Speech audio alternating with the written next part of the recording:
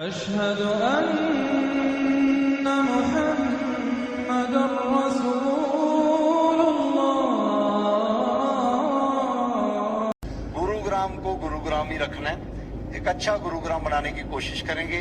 आने वाले समय में जितनी भी सेक्टर डिवाइडिंग रोड्स हैं, जितनी भी उसके साथ ग्रीन बेल्ट्स हैं, जितनी HSVP की मार्केट्स हैं और गवर्नमेंट लैंड है, 100-200 गवर्नमेंट लैंड, 100-200 एकड़ भी अगर एनक्रोच्ड है और उसके ऊपर लोगों ने एनक्रोचमेंट कर रखी है तो भाई वो हटेगी, किसी भी हालत में हटेगी।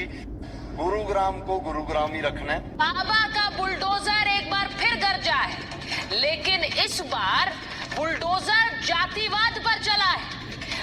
दो पे कम से कम 10 मुसलमान लड़की लाओ और उसको हिंदू 2 पे 10 से कम मंजूर नहीं है।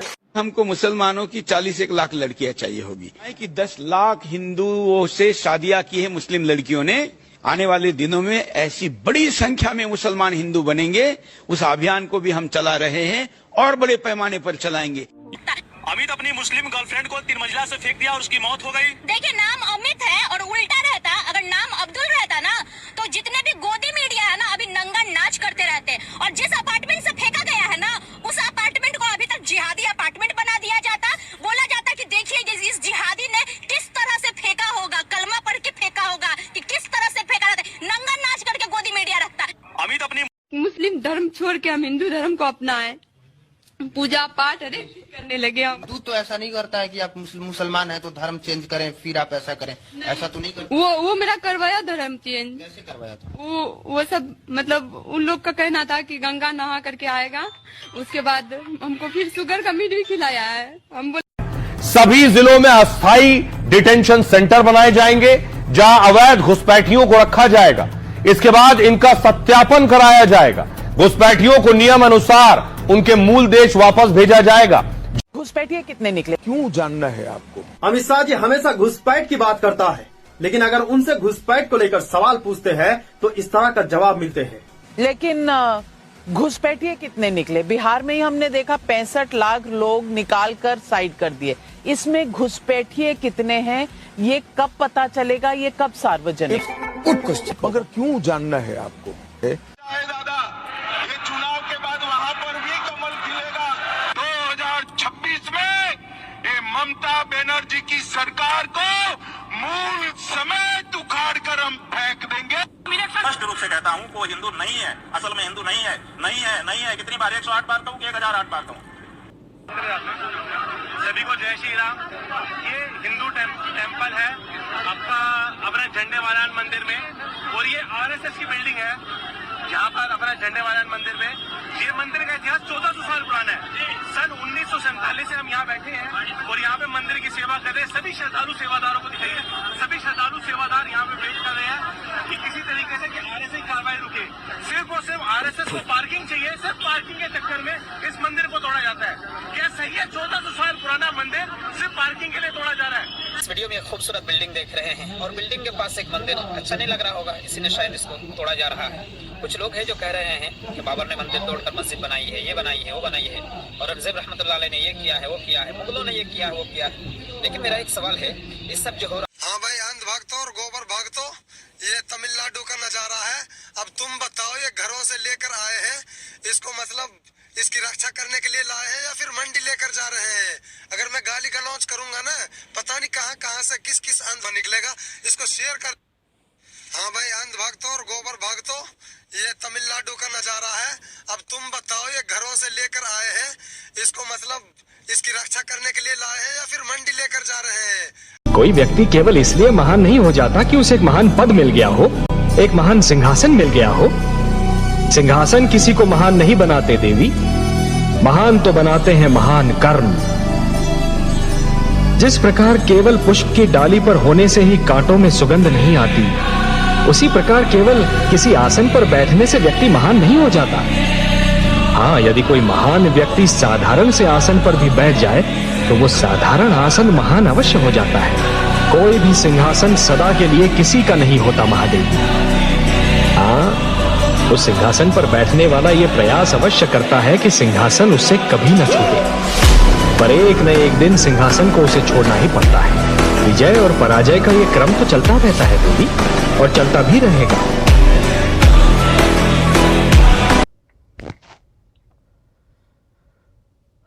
अस्सलामु अलैकुम रहमतुल्लाहि व बरकातहू। आज 26 दिसंबर है 2025, जुमा का दिन है। सुबह का वक्त है, तकरीबन 8:50 हुए हैं। आज की ये पहली वीडियो है। मेरे दोस्तों, आज मैं ये बताना चाहता हूँ आपको कुछ कि मैं वीडियो बनाने का मकसद क्या है और मैं कब से अपने भारत को आने वाली मुसीबतों से आगाह कर रहा हूँ, लेकिन भारत है कि इग्नोर कर रहा है और वो ध्यान नहीं देता। ये मैं आपको दिखाता हूँ। ये एक लेटर है,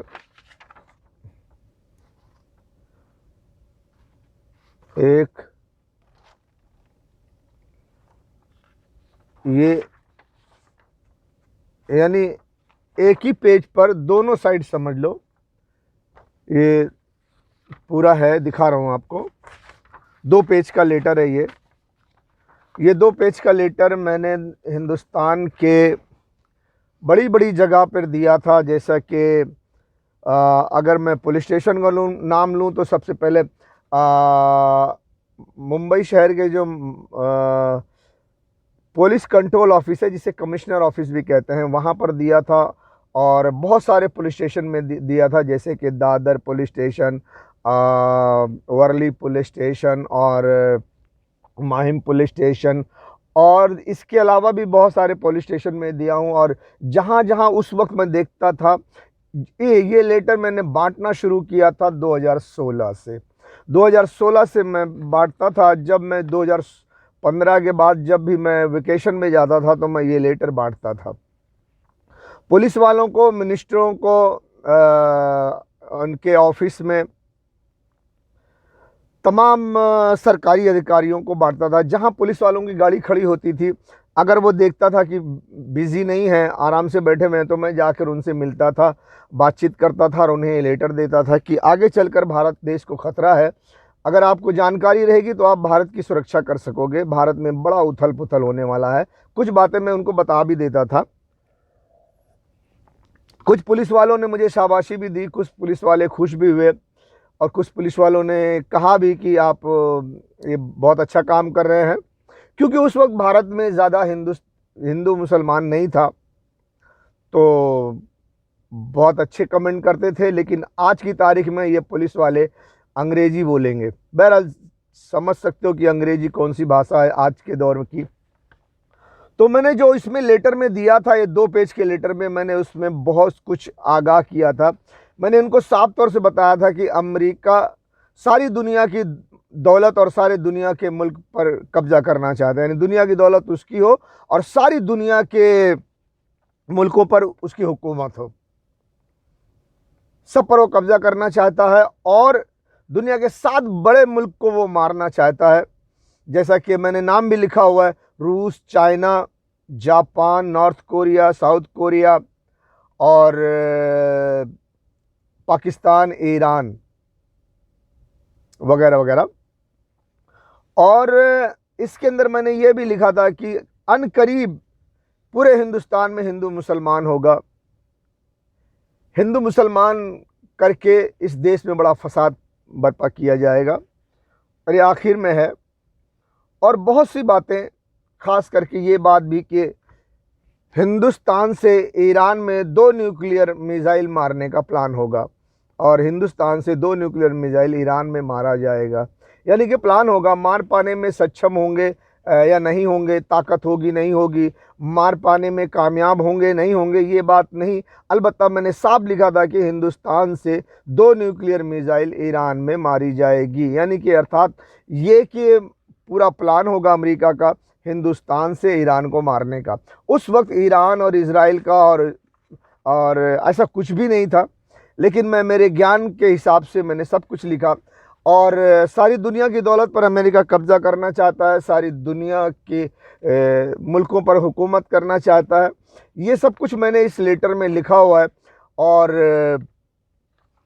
इस लेटर के बारे में आपको दिखाना ज़रा मुश्किल है, क्योंकि इसमें इसका स्कैन करके इसको डालना पड़ेगा। अभी मैंने स्कैन नहीं किया है इसको। तो बहरहाल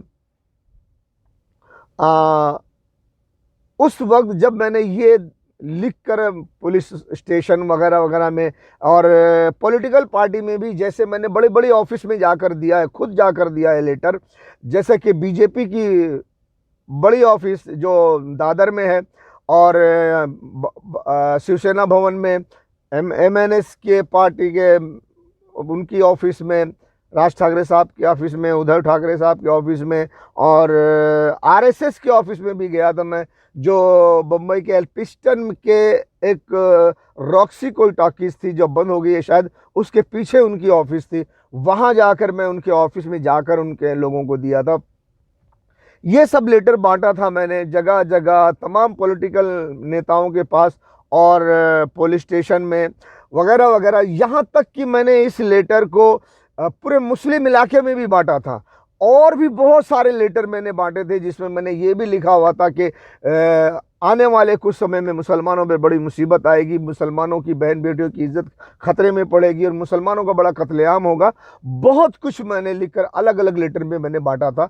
और वो मुसलमानों के इलाके में नागपाड़ा, मदनपुरा, भिंडी बाज़ार, नल बाज़ार, ऐसे मस्जिदों में भी जाके बांटा था। और वहाँ पर आप देखेंगे कहीं कहीं पर पूरे इलाके में बहुत जगह है जहाँ पर उन्होंने लोगों के बैठने की जगह बनाई हुई है और वहाँ पर वो सुबह सुबह अखबार ला के रख देते हैं, लोग वहाँ बैठकर अखबार पढ़ते हैं। अखबार रखने की जगह भी वहाँ बनाई गई हुई थी और उसमें अखबार लगा भी हुआ था। तो मैं ऐसी तमाम जगह को ढूंढ कर वहाँ पर ये तमाम किस्म के लेटर जो मैंने लिखे थे वो वहाँ पे ले जाके रखता था कि लोग पढ़ें और आने वाली मुसीबत से आगाह हो जाएं। और इसके अलावा भी जैसे कि मैंने ये लेटर में अलग ये इसमें ये देख लें, ये लेटर में मैंने बहुत जगह बहुत कुछ जहाँ जहाँ मैं खास तारीख भी लिखा हुआ है और उनसे उनका कांटेक्ट नंबर भी है, जिसमें कमिश्नर ऑफिस के भी कांटेक्ट नंबर है। जब मैं गया था तो उनकी तारीख भी है, मैंने लिखा किस तारीख को मैं गया था और वर्ली पुलिस स्टेशन में जाकर वहाँ कमिश्नर साहब से मिला था, SP साहब से मिला था और वहाँ पर किस तरह से मैंने अपॉइंटमेंट लिया। बड़ी मुश्किल से कई दिनों चक्कर काटने के बाद मुझे SP साहब से मिलने का मौका मिला। यानी कि मैं तकरीबन 7 बार गया था मैं वर्ली पुलिस स्टेशन में और पुलिस स्टेशन में जाकर उन ऑफिसरों से बात करता और मुझे उनके SP साहब से अपॉइंटमेंट मांगते कि भाई मुझसे उनसे मिलना है, बात करना है, उन्हें कुछ बताना है। तो 7 दिनों के बाद भी वो मुझे अपॉइंटमेंट तो देते थे लेकिन मिलाते नहीं थे। तो 7वें दिन मैंने उनसे कुछ मैं किया, बातचीत की। मैं उनसे थोड़ा गर्म हुआ कि मामला आप लोग कानून के रक्षक हो कि क्या हो, मैं 7 दिन से दौड़ रहा हूँ, आप जो है SP साहब से कोई अपॉइंटमेंट भी नहीं करवाते, अपॉइंटमेंट करवाते तो मुलाकात नहीं करवाते। बहरहाल वहाँ पर एक ऑफिसर था, अल्लाह उसको नेकी दे, उसने कहा आप बैठिए मैं आपसे मुलाकात करवाता हूँ। तो उस शख्स ने मेरी मुलाकात करवाई और जब हमारी मुलाकात हुई तो मैंने बातचीत किया, उनको लेटर दिया और आने वाली मुसीबतों के बारे में आगाह किया।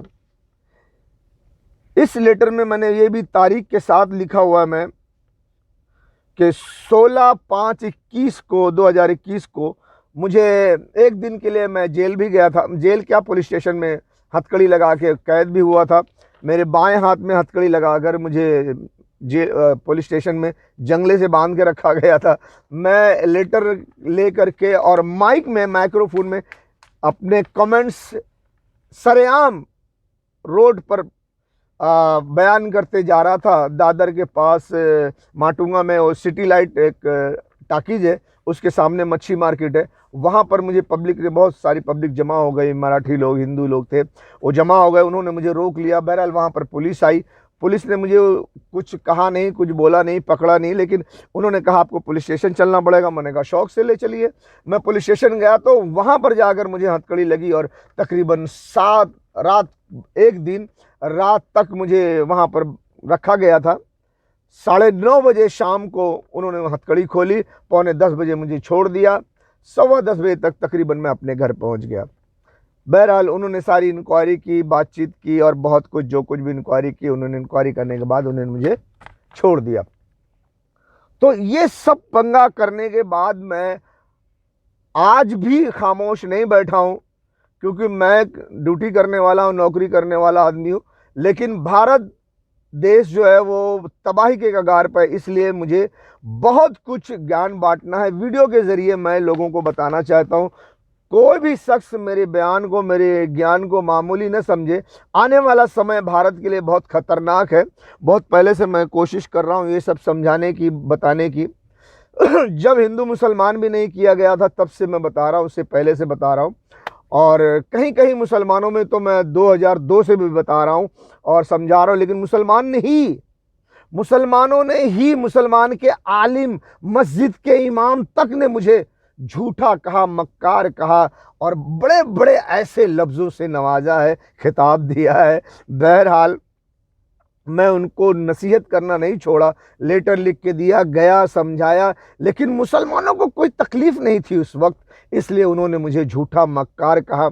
बाद लोगों ने ये भी कहा कि मैं लालची हूँ, बाद लोगों ने ये भी कहा कि ये कोई समय है तुम्हें कुछ बोलने का, दफ़ा हो जाओ यहाँ से। बड़ी मुश्किल से लोगों ने कुछ बात सुनी, बहुत सी बात सुनी भी नहीं, और लोगों ने मुझे झूठा मक्कार कहकर नकार दिया। बहरहाल अब मुसलमानों की फटी पड़ी है।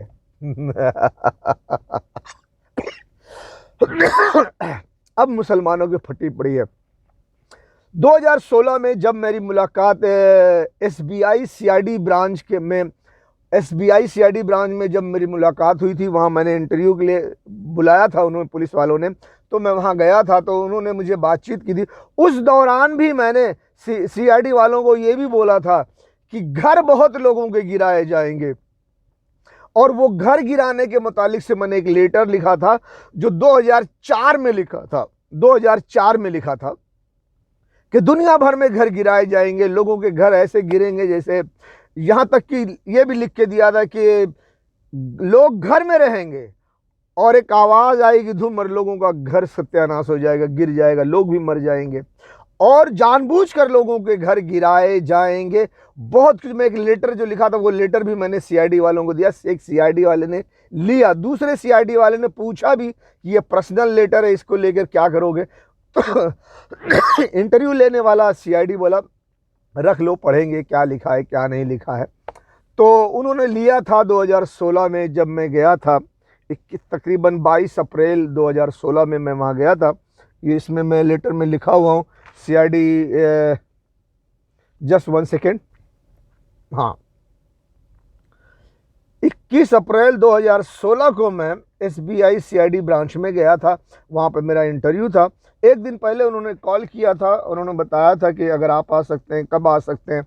मैंने कहा जब बोलिए तब आ जाऊँ मैं। तो उन्होंने कहा अभी आ जाइए, तो मैं बोला अभी तो 4-5 बजे हुए हैं अभी शाम को। तो बोले ठीक है कल सुबह में आ जाना। बोला ठीक है, कितने बजे सुबह आना? उन्होंने कहा 9 बजे आ जाना। 8:30 बजे ही मैं वहाँ पहुँच कर ऑफिस में जाके बैठा हुआ था। बहरहाल ये सारी बातें हैं जिस पर मैं, जो ज्ञान मैं आपको देना चाहता हूँ, आप ये मत समझिए कि ये मैं आज बोल रहा हूँ दुनिया की मुसीबत देखकर, नहीं। मैं 2002 से लोगों को नसीहत कर रहा हूँ इन आने वाली मुसीबतों से, वो जो आ चुकी है और जो आने वाली है, तमाम मुसीबतों से मैं लोगों को आगाह करते आया हूँ। जैसा कि इस लेटर में लिखा हुआ है कि दुनिया के 7 बड़े मुल्क को मारा जाएगा, उसमें ईरान, पाकिस्तान, चाइना है। तो अभी तो ईरान को मारा नहीं गया, अभी पाकिस्तान को मारा नहीं गया, अभी चाइना को मारा नहीं गया। इस मुतालिक से बहुत बड़ा ज्ञान देना है। और 1 साल पहले, आज से तकरीबन 1 साल, 1.25 साल पहले मैंने एक वीडियो बनाई। जब से मैंने वीडियो बनाना स्टार्ट किया, तकरीबन काफ़ी टाइम हो गया, तो 1 साल, 1.25 साल पहले जो मैंने वीडियो बनाया, एक वीडियो में मैंने ये भी बना करके डाला हूँ, अपलोड किया हूँ कि पूरे खित्ते में हिंदुस्तान, पाकिस्तान, बांग्लादेश, ईरान, अफगानिस्तान, नेपाल, श्रीलंका, ये बांग्लादेश, ये पूरा खित्ता जंग की लपेट में आने वाला, और ये पूरे खित्ते में उठापटक होगा, फितना होगा। और इस पूरे खित्ते को जंग के उसमें मसलत कर दिया जाएगा। यहाँ बहुत बड़ी जंग होगी, और जब बहुत बड़ी जंग होगी तो लोगों की बहुत जानें जाएंगी, बड़ी बड़ी मुसीबतों का सामना करना पड़ेगा। जैसे कि अगर इंडिया, पाकिस्तान, चाइना, ईरान ये सब की जंग होती है, इंडिया से ताल्लुक़ इस इलाके में, इस खित्ते में, तो सबसे पहली मुसीबत तो अमीर गरीब सबको पड़ने वाली है। जो ट्रांसपोर्ट रुक जाएगा, खाने पीने का सामान आना जाना ये सब मुहैया होना बहुत मुश्किल हो जाएगा, बड़ी मुसीबत होगी। तो इस बारे में भी मैंने 1 साल पहले, 1.25 साल पहले वीडियो बनाकर लोगों को बताया है। तो लोग ये ना समझे कि मैं आज पहली बार ये दुनिया का नक्शा देखकर, दुनिया के तमाशे देखकर, दुनिया का फितना देखकर मैं अपना ज्ञान बांट रहा हूँ। नहीं, मैं बहुत पहले से समझा रहा हूँ कि इस खित्ते में बहुत बड़ी जंग होने वाली है। अपनी अपनी जान बचाने की, हिफाजत करने के लिए अपने अपने घरों के अंदर, ज़मीन के अंदर तहखाना बना लें, बंकर बना लें, बंकर जिसमें वो छुप कर अपने आप को, अपने बीवी बच्चों की जान बचा सके। ये पूरा खित्ता बहुत बड़ी जंग की लपेट में आने वाला है। जंग, ये जो पूरा खित्ता है जंग के लपेट में आने वाला है। ये जंग करवाने वाले अमेरिका हैं, जो हिंदुस्तान को इस्तेमाल करके दुनिया के बड़े बड़े मुल्कों को मारना चाहते हैं, जिससे कि अमेरिका अपना रास्ता साफ करना चाहता है। मैंने ये लेटर में भी लिखा है 2016 में कि अमेरिका हिंदुस्तान को इस्तेमाल करके अपना रास्ता साफ करेगा। ये लेटर महाराष्ट्र के मुंबई शहर के इस कमिश्नर ऑफिस, जिसे पुलिस कंट्रोल ऑफिस भी कहते हैं, वहाँ पर उसी की जस्ट लगकर SBI CID ब्रांच की ऑफिस है, वहाँ पर उस लेटर, मेरे दिए हुए लेटर की इंक्वायरी आई थी। वो सारी जानकारी गवर्नमेंट को मैंने दिया है। तो सरकारी अधिकारियों तक मैंने ये ज्ञान पहुंचा दिया है। मैं कोई नया नवेला नहीं हूं।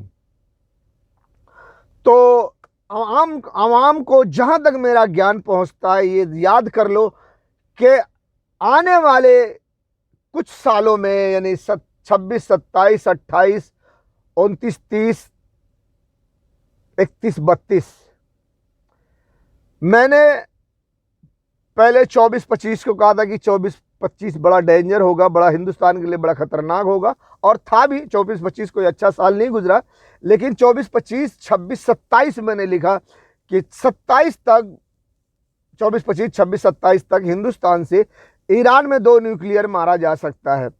अब इसी 25 में 4 दिन की जंग भी हो गई इंडिया पाकिस्तान की। 4 दिन की पहलगाम में आतंकवादी हमला करवा करके इंडिया को इस्तेमाल किया गया और पाकिस्तान पर हमला करवाया गया। अब ये हिंदू मुसलमान करके बड़े पैमाने पर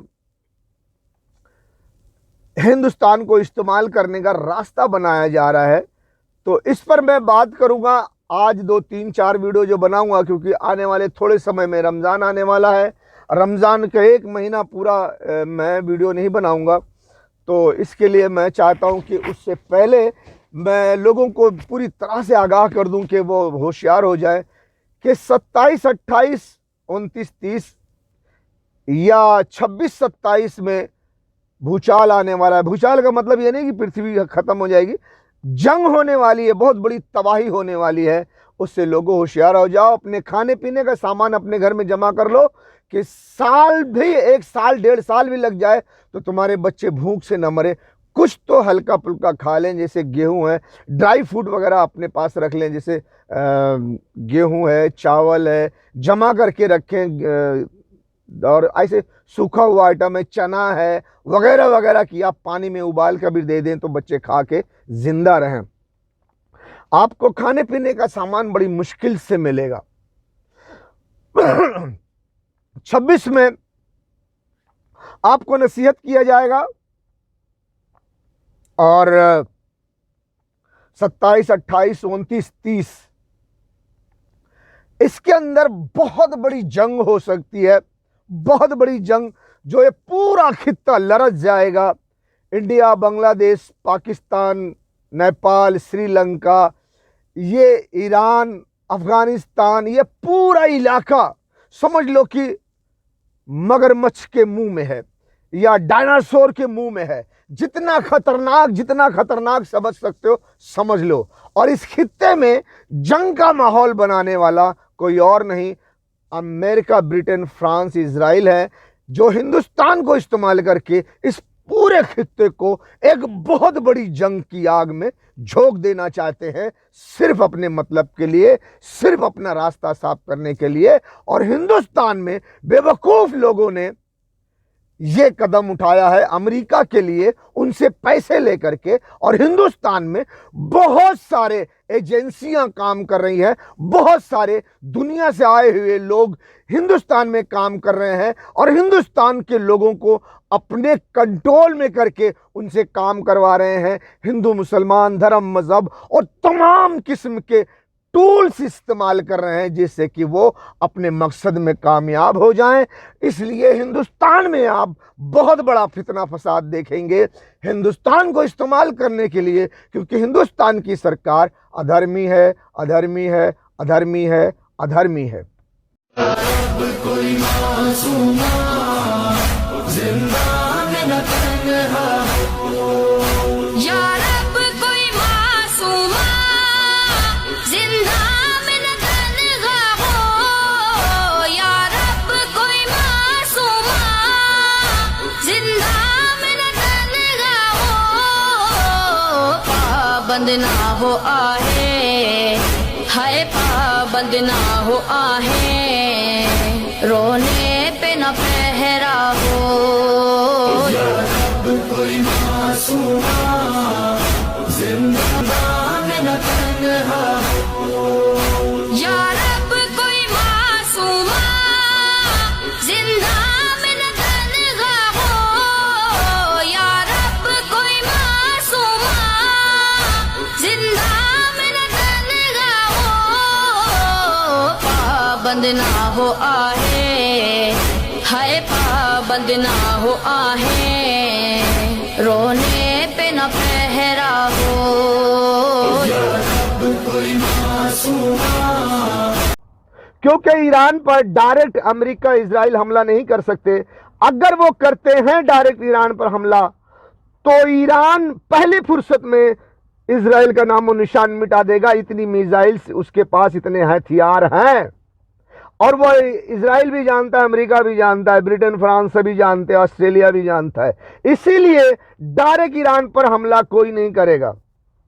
क्यों? इजराइल खत्म हो जाएगा, इजराइल को सेव करना है। इसलिए ईरान को हिंदुस्तान से मारा जाए, हिंदुस्तान को इस्तेमाल करके ईरान को मारा जाए, ताकि ईरान अगर कोई जवाबी कार्रवाई करे तो वो हिंदुस्तान में करे, इजराइल सेफ रहे। इसीलिए ईरान को मारने के लिए हिंदुस्तान को चुना गया है। बेगैरत हुक्मरानों, इन लाशों को, गोश्त के टुकड़ों को देखकर तुम्हें गैरत क्यों नहीं आती? तुम कैसे सोते हो? तुम कैसे पीते हो? तुम कैसे खाते हो? तुम कैसे जिंदगी गुजारते हो? ए बेगैरतों, ए जर्देलों, ए हुक्मरानों, तुम कब जागोगे? कब जागोगे? ए बेगैरत हुक्मरानों, इन लाशों को, गोश्त के टुकड़ों को देखकर तुम्हें गैरत क्यों नहीं आती? तुम कैसे सोते हो? तुम कैसे पीते हो? तुम कैसे खाते हो? तुम कैसे जिंदगी गुजारते हो? ए बेगैरतों, ए जर्देलों, ए हुक्मरानों, तुम कब जागोगे? कब जागोगे? वो बेचारे फरियाद कर रहे हैं, बुला रहे हैं तुम्हें। कोई हाफिज कुरान आर्मी चीफ साहब रसूलुल्लाह की उम्मत कट रही है, लोग उनके आज़ा के टुकड़े चादर में समेट रहे हैं। तुम अपने एटम बम और मिसाइलों के साथ तमाशा देख रहे हो। हमसे बर्दाश्त नहीं हो सकता, हम ये नहीं देख सकते, हम ये बर्दाश्त नहीं कर सकते। जुर्रत करो,